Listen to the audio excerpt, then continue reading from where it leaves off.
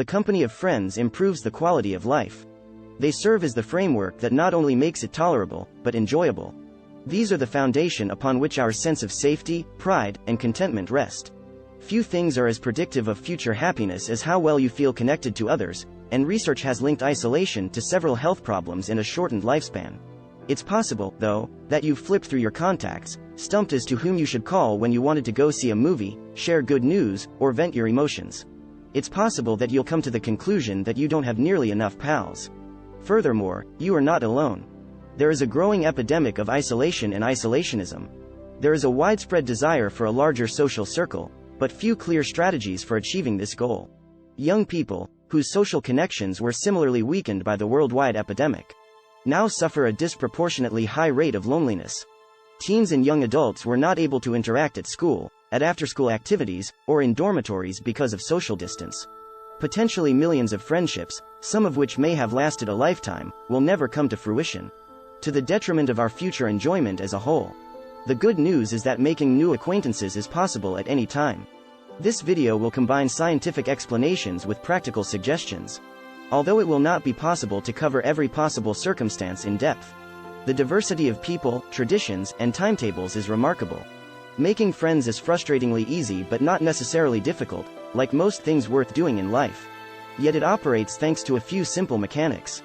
What matters most when forming friends? Friendships form when people spend time together in a relaxed setting. As a result of being confined to relatively tiny, tightly knit societies, our predecessors developed intimate friendships with those already in their immediate vicinity. Because of this, meeting people in school or college is a breeze. Your community has isolated you and your peers within a building for several years. You both enjoy doing similar things, and more significantly, you both keep comparable hours. Your social circles will overlap and reorganize on their own, allowing you to keep in touch with and learn from a wide variety of individuals. It's time to start hanging out with some people who share your opinions or sense of humor. There are times when physical proximity trumps shared interests.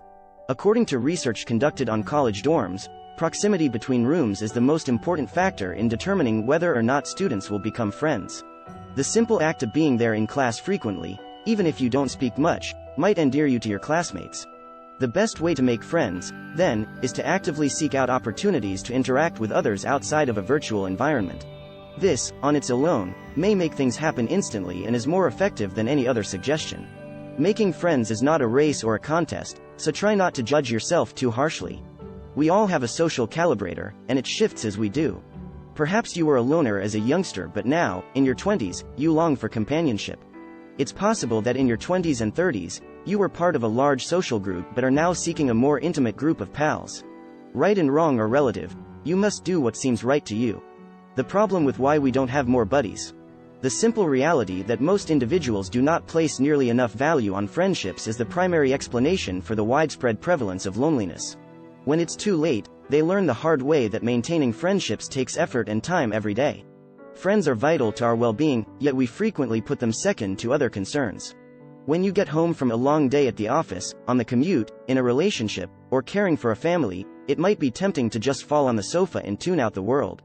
Going on a bike trip, going out to dinner, or going to a hobby store as an adult requires a lot more planning and concentration than it did just after school, when time moved more slowly and enthusiasm and curiosity were plentiful. Young people, too, share this problem with adults. Teenagers in the United States spend more time on TikTok each day than they do on the phone with friends, at parties, or doing anything else social. Friendships that have been around for a while don't take as much effort as newer ones. But you still need to put in some time and effort to keep them going. It's easy to forget to see how your buddy is doing when life gets in the way. Whether they're going through something thrilling or downright miserable. Unfortunately, many friendships dissolve due to neglect. That's especially sad since when one person loses a buddy, they're never alone. There are at all times at least two. The structure of many people's friendship networks also contributes to their precarious position. Most people have fewer friends than they have those they consider close friends, a phenomenon known as the friendship paradox. Hence, it stands to reason that you are more likely to be friends with someone who already has many friends than with someone who already has few friends. In contrast to what would be expected, social networks are often organized around a few key nodes. Because of this, losing pivotal individuals in your life might cut you off from a wide variety of relationships all at once. It can also cause a false belief in one's own unpopularity when, in reality, one is no more or less popular than everyone else. Changes in circumstance can have a dramatic impact. Whether you have just relocated for whatever reason, school, employment, or love, you may find yourself isolated. Or perhaps you and your ex-partner broke up, leaving you with a lesser slice of the social pie than before. But the specific causes of this disconnect are as varied as the people who experience them. Time is virtually always the root of the problem. In this case, there is no easy way out. Spending time with individuals face to face and letting them know they're important to you goes a long way toward making and keeping friends. Consider taking stock of who you are and how you've been spending your time. Methods for creating innovative products. Friends. Time and the caliber of your interactions are the two major factors in whether or not a casual connection develops into something more serious. Thus, it takes a few months for this to happen. If you want to create friends, it helps to seek out people with whom you have interests and who are receptive to new connections. To simplify things, you should take stock of the sort of person you are. Sensual stimulation, such as hotter meals, louder music, or the adrenaline rush of interacting with a large group, is often craved by extroverts. Those who are introverted are sometimes misunderstood because they prefer alone and are overwhelmed by crowds of people or strong flavors. People from all backgrounds congregate in various locations. Not everyone enjoys hanging out with others at a bar or a sports game, and not everyone finds inspiration when perusing a bookstore or a park. It's important to hang out in areas that make you feel at ease, where you could meet people you like, and where they engage in activities that pique your interest. This is especially true for men, who like to bond through common interests. Try finding some groups to join or some volunteer work you can do. Discover local hobby shops and get your Space Marines out of storage. Research nearby fitness center and see if you can join one. Choosing a vocation in which you are likely to encounter individuals you get along with is highly advantageous. If you're looking for peers and there's no power imbalance in the workplace, developing closer ties to coworkers can lead to wonderful friendships. As expected, there are also long-lost pals to consider. Some of these friendships may be saved by your efforts. For certain things, a simple phone call or invitation is enough to get the ball rolling. Generally, people will be glad that you made the effort to get in touch with them, studies suggest. There are probably a lot more chances to socialize than you're currently taking advantage of. If none exist, you can always make them yourself. Invitations are signs for the beginning of relationships. Get people together by hosting a dinner party, setting up a football game for after work, or forming a board game club. The simple act of reaching out may initiate a self-propelled upward spiral of well-being, enjoyment, and togetherness that can dramatically enhance the lives of everyone around you. It might be nerve-wracking to take the initiative after you've connected with someone, but they could feel the same way. Both eager for companionship and paralyzed by anxiety at being rejected. It's wise to give it a go then. What may be a lifetime enemy could be a few hours of pain if they're not interested. Took a chance that paid off in the end. After you've established a rapport with someone, it's crucial to follow up on major life events. It's vital to avoid coming across as too insistent, but spending more time together means more chances to joke about and get to know one another. Due to the reality that making friends takes time, you should be patient and gentle to yourself. Especially if you have been out of practice. Maintaining this momentum will lead to gradual improvement over time. Communicate. Love and give. Many people enjoy social situations but have difficulty transforming casual connections into meaningful friendships.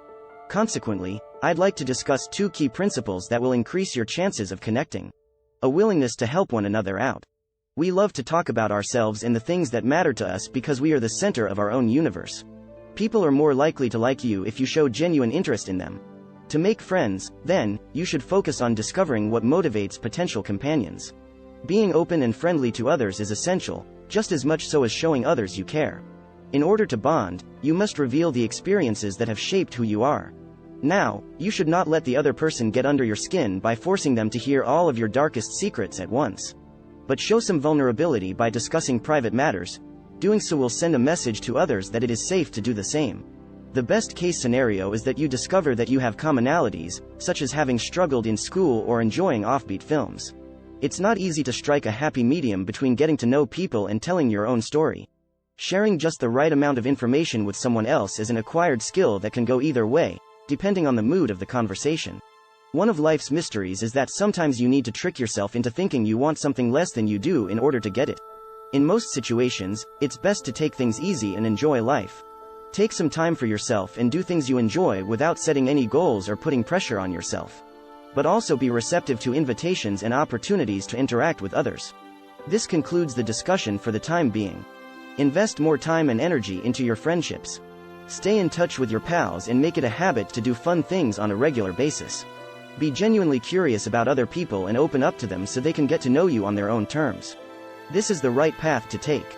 The good news is that, although this may sound frightening, human beings are designed to seek out relationships.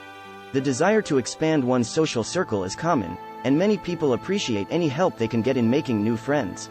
There are always people looking to make new friends, and many of them would be overjoyed to add you to their circle. In the role of a trusted companion. Just go and start chatting with them. That's why we made some stuff to give to your friends, both old and new. You and your best friend are never too far apart with these 2 wormhole pins. Acquire a small bird pin for each member of your friend group if you wish to impart a message to them all. Alternately, you could get coordinating posters to show your pals that you're thinking of them. To those who have been following along, thank you. Thanks for watching. Subscribe, like and share for more videos like this.